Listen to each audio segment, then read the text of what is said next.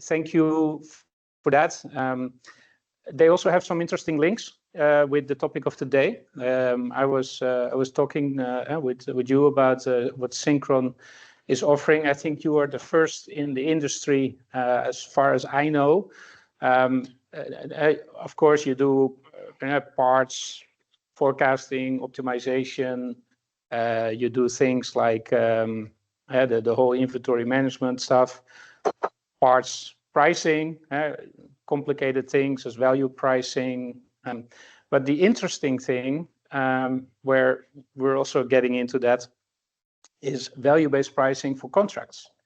And particularly as these contracts are becoming more and more complex, and the risks, particularly if you talk about outcome-based contracts, the risks are increasing. You have not only technical risks, you have operational risks, you have financial risks, and still you want to optimize also your profitability. And you have to understand the value perception and then find out what customers are willing to pay for this.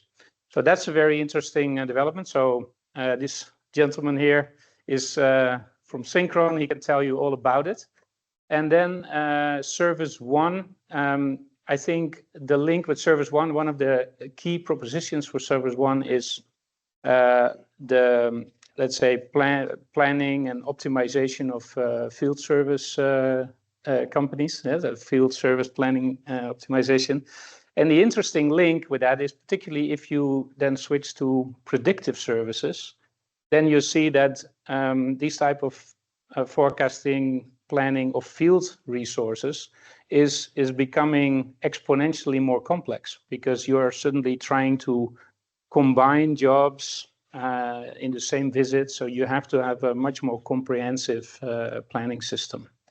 And obviously combine that again with availability of parts and get it all at the right. So you can talk to the Service One. But you just made it, so we will do the introduction later, because we will start with the live cast and then we will introduce everybody to each other before we start with the workshops, etc.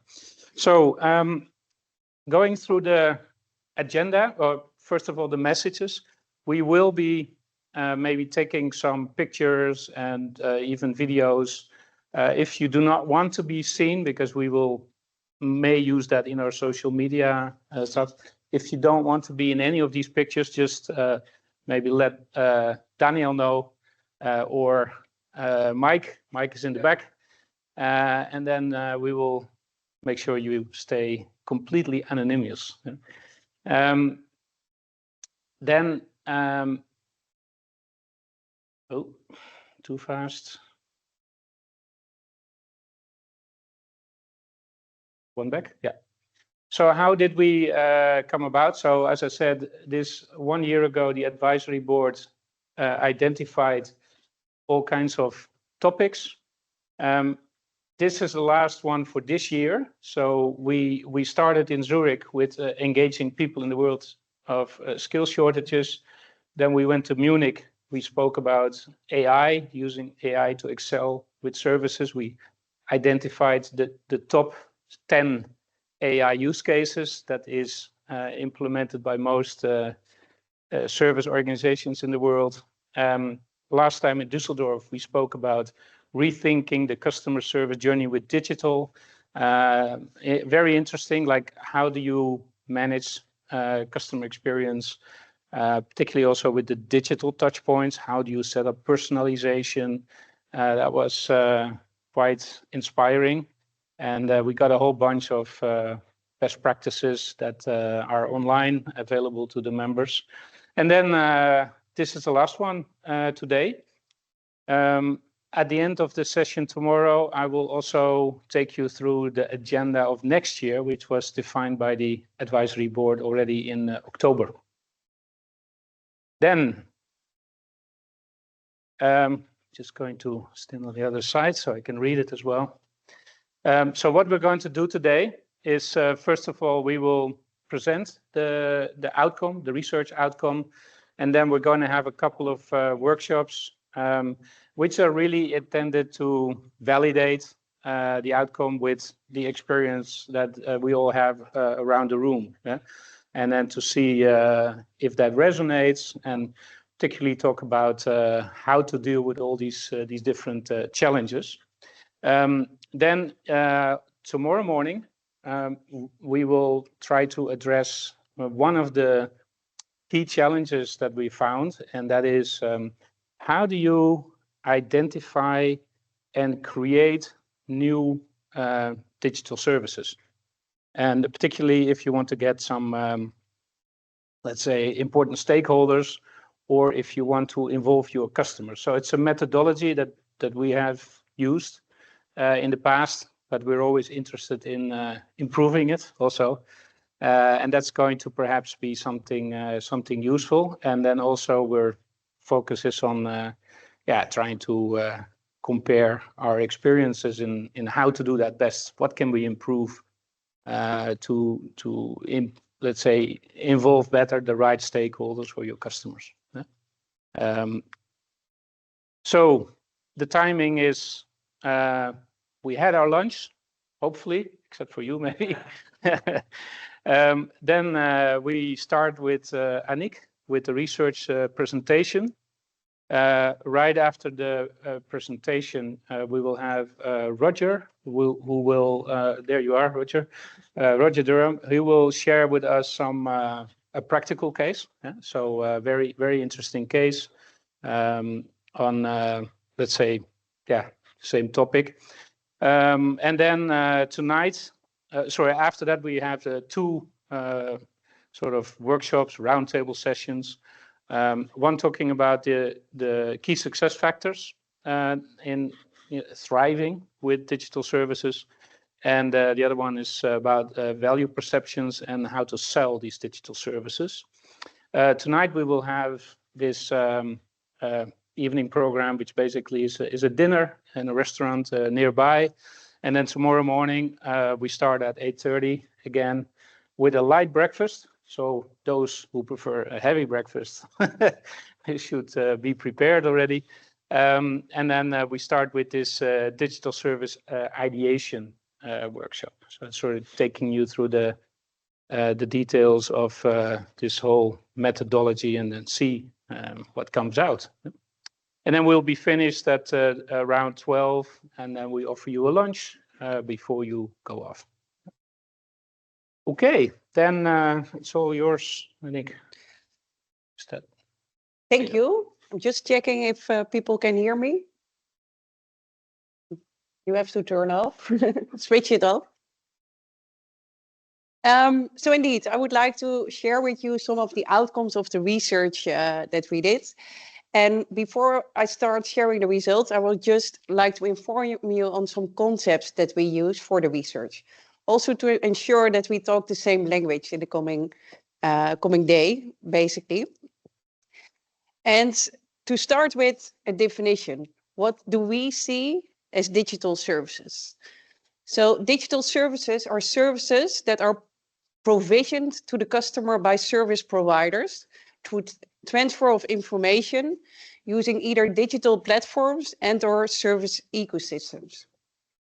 And digital services differ from the traditional ones due to their lower marginal cost, because a digital capability, you invest upfront in developing the capability, but once it's there, it can be used by multiple users. So then the marginal costs are much lower than, for instance, if you send an engineer on site to solve an issue, because that's always when humans are involved, there's a cost involved of labor, of course. So that's the key difference of digital services versus traditional services. And we consider two types of digital services. The first one is focused on when you make your traditional services digital. So think about you sell your equipment and you have to train your customers on how to use the equipment. And 10 years ago, you always sent a trainer on site, or your customer came to the office and you were training that person on how to use your equipment. And nowadays, perhaps you have developed an e-learning platform where they can follow a training on how to use the equipment. So then that training service is made digital. And that's an example of a digital service. Of course, trainers are also using PowerPoint presentations or videos which they use to deliver the training. But that's still about a human being that delivers that service. So that's not a digital service in that sense. Another example of when a service becomes digital is, for instance, if instead of sending an engineer on site to solve an issue with the equipment, that you now provide a database or knowledge base to your customers, and that you offer like a self-service option. That's also an example of how a traditional service can be made digital. But these are more one type of services, so making traditional services digital services, and that will make them lower in cost. But there's another type of services, and that's what we call customer business related services. So the examples I just mentioned, we call more product related services. So services focused on using the equipment, but you can also have customer business related services. And these type of services focus on enhancing the value for your end customers. Here you see a big arrow, and in there you see what type of services are it. So within product related services, you have warranty, you have time and material, preventive maintenance, predictive maintenance, the typical SLAs, all focused on enhancing the use of the equipment. But when you go more to the right and sort of start to add more value to your customers, you can think of what we call customer business related services. So for instance, by understanding your customers' processes and comparing one customer with the other, you can also advise your customers on how they should improve the process around using the equipment. Or if we talk about business optimization or business transformation, you can also think about outcome-based service models. So pay-per-use kind of contracts, or contracts where you guarantee a certain uptime. And that will enhance the business of your customers in that sense. Or service value chain optimization. That means that you really look at the value chain of your end customers and see what kind of services you can offer to improve that full value chain. So you're not looking only at the equipment anymore or the process around it, but really at the business of your customers and see how to improve it. And digital capabilities can be enablers for these kind of more customer business related services. And you see here in the blue boxes, typical digital capabilities that also came out of our survey that you are using actually as an enabler for digital service. So just to go in a few examples, so you have digital capabilities like AI that you can use to provide self-service options, and that will help, of course, the end customers to reduce downtime of the equipment because they don't have to wait for an engineer or technician to be on site. Digital twins, so that's an enabler also for more predictive maintenance, which will help to increase uptime. Or through having a continuously monitoring connection, you can perhaps reconfigure some equipment to improve the usage of the product. But when we talk about customer business related services, examples of these services are, for instance, that you help your customers to improve their compliance reporting. So through data analytics, you already report on how does the equipment perform. And that can help, for instance, your customer to improve their reporting to adhere to the law in that sense. Or you can offer pay-per-use services. So in order to offer pay-per-use services, you need to know how your customers are using your equipment. And you need to ensure that the uptime is as high as possible, but also to measure the outputs on their end, because otherwise you don't know what to charge them. So that's also an example of a digital enabled service. Or instead of providing training upfront, to deliver more just-in-time training.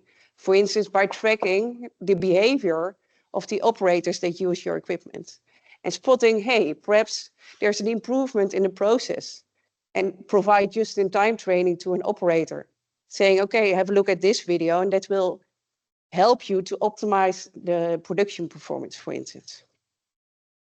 And the last example, and that's quite an interesting one, it came from one of our former customers, is we were working with a company that provides braking systems for trains, and they were just a component provider. But they were collecting data about the train through that specific braking system. And they started to participate in something what we call an industrial data space. And that's in the cloud space developed for different companies where they can share data in a standard way so that people can do something with it. And by sharing that data, this company that were collecting data about the braking system, by combining that with other data in the train, they were able to provide a service where they could alert a train driver, a train operator, on how fast or not he or she should drive to have the optimum energy consumption. So they made a service by collaborating with other people in the chain or other companies in the chain to optimize that behavior of the operator, and therewith helping the end customer to really improve their business, to be more environmental friendly, and to reduce cost in the end. So these are examples of more customer business related services. So there's a key difference between those types of services. So as I already said, services, product related services are focused on increasing the value of the product, whilst customer business related services are focused on improving an aspect, a process, or perhaps the entire business of the end customer. Product related services in itself are more simple to explain. People see the value immediately, they understand why they need it. And customer business related services are more broad and complex, and more complex to explain the value. That impacts also the sales process. We will look at that later. In customer business related services, the process and customer knowledge is key. You need to have a deeper understanding on what the customers are doing to be able to deliver those services. And a big difference is that the decision-making unit of those types of services changes. It's more at a boardroom level rather than perhaps the plant manager that you are used to deal with. So the value is therefore also different, because if the DMU changes, people within the DMU have different objectives, and those have to be considered. Roger will have some great examples of that in a minute. And in order to sell those services, you also have to be considered more as a strategic partner, because you're really getting in depth into their business, and they have to trust you. There needs to be trust in order for them to buy your services. But the biggest difference is, and that's what makes it interesting for companies to invest in these kind of services, is that you are decoupling of effort and value. So of course, the investment in the beginning is quite high. You have to invest in new capabilities, in new sales and delivery capabilities as well. But once it's there, you can sell it as much as you want whilst the delivery costs stay lower. And that's the big value that it can bring, especially nowadays in times of labor shortages, etc., when you still have to grow with perhaps less people.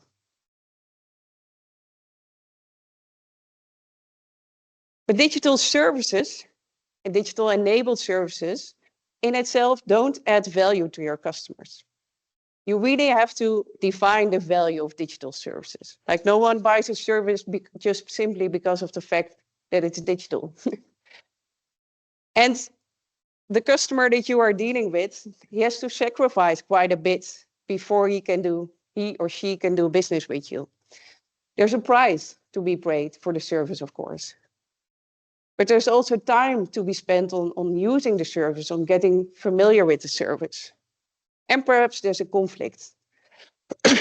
And just to give an example, like imagine that you are dealing still with a maintenance director, where you were dealing with when you were selling more product-related services. That person has to perhaps convince now of a digital-enabled service. Like imagine that you want to sell more outcome-based service. This is not a decision that that person can take on his own. Perhaps he has to involve the CEO, but perhaps also because you are monitoring the equipment continuously, they have to convince IT to open up the infrastructure. So there are more players involved, and your customer has or contact person has to go through some conflicting conversations and spend time on it in order to do business with you. So in order for that person to do that, the value of that service needs to be high and well defined in that sense. And if we look at the value, because some of you were also still saying like security is an issue. But the security of a digital service, that's something that we call an hygiene factor. It has to be, of course, secure, but it will not be the reason that your customer buys that service just because it's secure. There needs to be more value in that service, because imagine your maintenance director, you want to sell a remote monitoring contract to increase uptime, then the maintenance director, will not be able to convince the CEO to say to the IT department, open up the whole IT system because we are going to save 2% of money. That will not be the case. So there needs to be more value in that service. So there is something that you can define, and that's more the tangible value. So imagine that you will reduce downtime. You have proven to do that with 10%. How much more revenue can your end customer make with that? Or through having more predictive maintenance, for instance, through remote monitoring, what are the costs that he can save on maintenance? And downtime, of course, can relate again to revenue savings. So this is very important to define, and it needs to be, like significantly improved in comparison to the old way of delivering services. And last but not least, and Roger will have some great examples, there's an intangible value in services. And it's really important also to identify what's that intangible value. Could be risk reduction, could be a peace of mind. By delivering your services, you can guarantee that there is no risk of failure. And what's the implication of no risk of failure? So these are all things that need to be considered when thinking about digital services. What's that real value that you are providing to your end customers? And then if we talk about that service sales and marketing approach, that should be customer-centric. So once you have identified what's the real value of your digital service, this needs to be considered in selling and marketing those services. What you see here is a customer's buying journey. So typically, the end customer sort of becomes aware of the existence of a digital service because they don't know if they haven't seen it somewhere. So that's already different from what you perhaps were doing in the past. You need to reach out to customers to make them aware of the offering you have. They need to get familiar through case studies, through stories, through account managers visiting them and talking about it before they actually can consider to buy a digital service. And then if they actually buy it, it's key that you also make sure that the value of the digital service is proven throughout the delivery, because only that will make them loyal. So typical things that are being used to enable this journey are a much more proactive approach in selling services and a focus on that value of that service and what it can mean for the customer in that respect. So that's, and we will go into that this afternoon, that are already a few aspects that will change in the service sales and marketing journey. But the focus is also on making sure there's customer success management. So after you sold digital services, make sure that you manage your customer and ensure that your customer sees the value, because that will not only help you to ensure that there will be an extension of the contract, but also give a lot of cross and upsell opportunities. Yeah? So these were the concept that we used. There's a little bit of delay. So now going to the actual results of the survey. Who participated? Well, we had we had over 40 participants in the survey. We are still running the survey. So after this event, the report will be updated with the latest results. But we had quite a diverse range of companies, of industries that were participating in the survey. And also quite a wide range of companies on where they are in terms of a digital services portfolio. So 22% is still not providing any digital services, so there's an opportunity to start. 45% just started to provide digital services, and 33% already provided a wide range of digital services. But what are the key challenges that respondents have in developing digital services? And here we made a difference between companies just starting with digital services and companies that offer a wide range of digital services. And the top one challenge, and we will go into that in the workshop tomorrow, of companies just starting with digital services, is to identify what kind of services their customers really need. So what is it that is being valued by the customers? And how can you define new ideas for those services? Well, companies that are already offering a wide range of services, their top one challenge is, how can we sell services? Because remember, like, you need a lot of process customer knowledge to deliver it, but also to make the customer aware of the value. A different kind of sales approach is required to sell those effectively. Second, that's also a challenge still for companies that just started as well. There's the inability to change. The second one there is also the creation of a business case to ensure investment. Most probably companies that offer a wide range of digital services invested quite a lot in the beginning, but perhaps they forgot to really focus on developing a standardized service sales and delivery model. And there's still an investment to be made to ensure that part is also developed. So we are going this afternoon is also in how to address those challenges.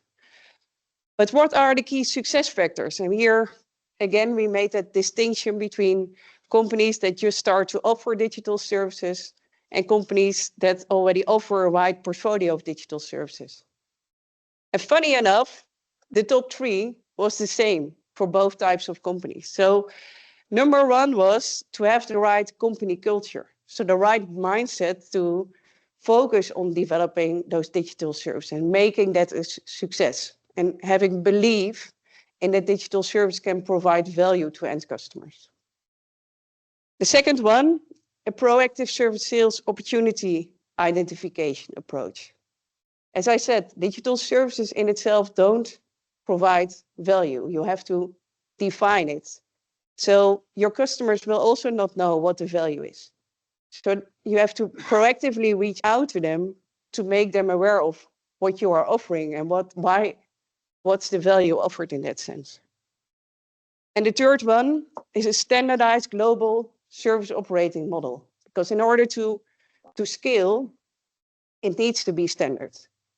And it's also using digital capabilities to enable a service.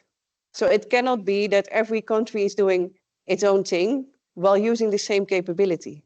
Then there's no consistency in the use of that service, but also delivery cost can outgrow. This afternoon, we are going more into what do you see as the key success factors and how you can realize those. Before we go into Roger's story, are there any questions? 2 pie charts there. Did you see any correlation between different industries and how advanced they were between the 2 pie charts? So the question was about this slide. I'm going back. And the company industries and the digital services maturity. We didn't have that much responses to go in depth into each industry. So we haven't compared different industries. We looked more at digital services maturity and what were the differences between that. And we also looked at what approach did they take to develop digital services. And there was one additional interesting finding. I think we did share it in the preliminary results. That's we asked in the survey, like, how are companies developing services? Are they starting from the digital capability and see what's possible?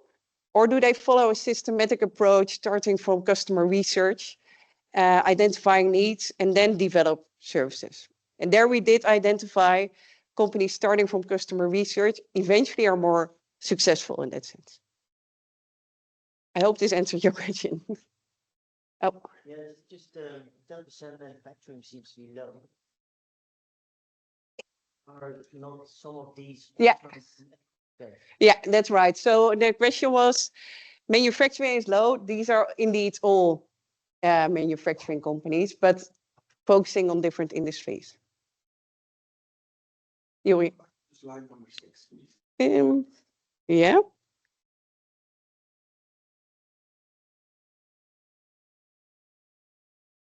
Takes a while.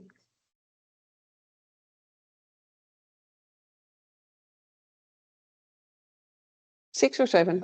Sorry, I had 6, so maybe 2, 1. Okay. Again? Oh. Yeah. Yeah. Again. Which is this? Okay. Good. Because in our paper is 6. Oh, sorry. Yeah, there's a. Okay, it's a really small comment. No, I think there is a key word here, which is we should be very pay a lot of attention is the product-related services. When we say service focus on increasing, and the other part is improving, increasing, which more or less is the same. I would recommend here to stay on maintaining, because when we do product-related services, we say, okay, you buy a product, the user manual, they say how to use it, how to keep it, and the traditional service are there to keep it is a performance along the life cycle of the product. Yeah.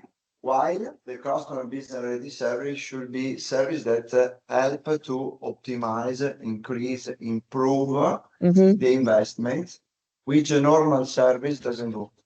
Yeah. Because in the other side, we have data that combining with the environmental data or some inside data can give information that say, okay, you buy a product, the product works, we help you with the traditional maintenance to work in a best condition ever. But if you want to exploit better, thanks to this data, we suggest you to use in that way. Yeah. So I think it's a key from maintaining like this, while we pass through the customer business, really improving, avoiding waste, and optimizing. Yeah. Okay. Yeah. So it's it's a good one. Thank you. Any other questions? I have a question. I think it should be slide 16. I add. Oh, yeah. Go. Yeah. Oh. Data. Yeah. I mean, that's a broad topic, right? From Yeah. not having good data to not being able to get to good data. Yeah. Because of lack of continuity or data streams that are not available. So did you have a chance to look into more detail on that point? Because typically Yeah. data is available. Yeah. It's just not necessarily in a structured way, or it's not necessarily easy to get to the right information, to the right data from a service point of view. Yeah, we didn't go in depth into how to solve the challenge. We will go into that, but it also comes with the key success factor of designing that more standardized global service business operating model. Because poor quality of internal data, like it's something that you can solve over time. And of course, like all the AI applications nowadays can also help to improve the quality of data. But it's also a matter of defining in a process, like who becomes responsible for data and creating that culture also of how data can be valued. So people need to become aware of what's the value of data and how is it used to eventually sell or deliver services, to make them aware on why they should always update it.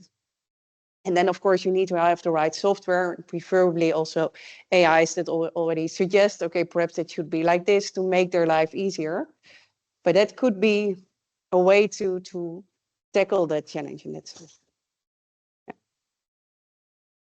Good. Any more questions? Great. Then I would like to hand over to Roger.